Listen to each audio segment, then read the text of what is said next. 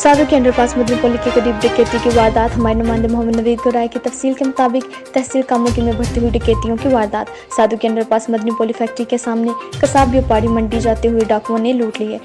साधु के डाकू व्यापारियों से तकरीबन 10 लाख रुपए लूट कर फरार हो गए। डाकुओं ने सुबह 5:30 बजे वारदात की। साधु के अवाम का पुलिस और डाकुओं के खिलाफ एहतजाज। साधु के अवाम का कहना था कि DSP हाशिम गुजर और राना सरवर SHO थाना सदर कामोगी की मदीयत में वारदातें ज़्यादा हो रही हैं। साधु की ASN न्यूज़ को डकैती करते हुए डाकुओं की CCTV वसूल हो गई। डाकुओं को डकैती करते साफ देखा जा सकता है।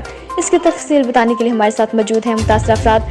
जी बताइएगा कि आपके साथ ये वारदात कैसे पेश हुई। जी ये आपके साथ वकूआ कैसे पेश आया है?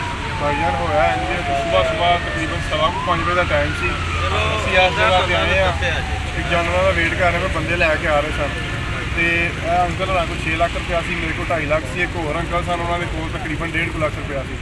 ਉਹ 3 ਬੰਦੇ ਆਏ ਨੇ, ਇਸ ਰੋਂਗ ਵੇ ਆਏ ਨੇ ਮਲੀਦਕੀ ਦੀ ਸਾਈਡ ਤੋਂ। ਇਸ ਜਗ੍ਹਾ ਤੇ ਆ ਕੇ ਖੜੇ ਹੋਏ ਨੇ, ਉਹਨਾਂ ਇੱਕ ਦੋ ਦਫਾ ਦੇਖਿਆ ਇੱਧਰ ਸਾਡੇ ਕੋਲ ਆਏ, ਤਿੰਨਾਂ ਦੇ ਕੋਲ ਪਿਸਟਲ ਸਨ 30 ਬੋਰ। ਉਹਨਾਂ ਆ ਕੇ ਜੋ ਕੁਛ ਹੈ ਕੱਢ ਦਿਓ। ਅੰਕਲ ਆਓ ਤਲਾਸ਼ੀ ਲਈਏ, ਮੇਰੇ ਵੱਲ ਆਏ ਨੇ। ਮੈਂ ਆਖਿਆ ਜੀ ਮੈਨੂੰ ਕੋਈ ਚੀਜ਼ ਨਹੀਂ ਹੈ।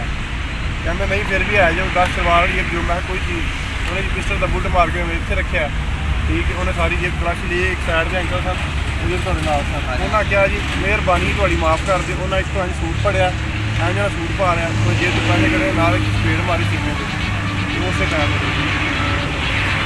आपके साथ टोटल कितने की डकैती हुई है? तकरीबन 9.5-10 लाख तक।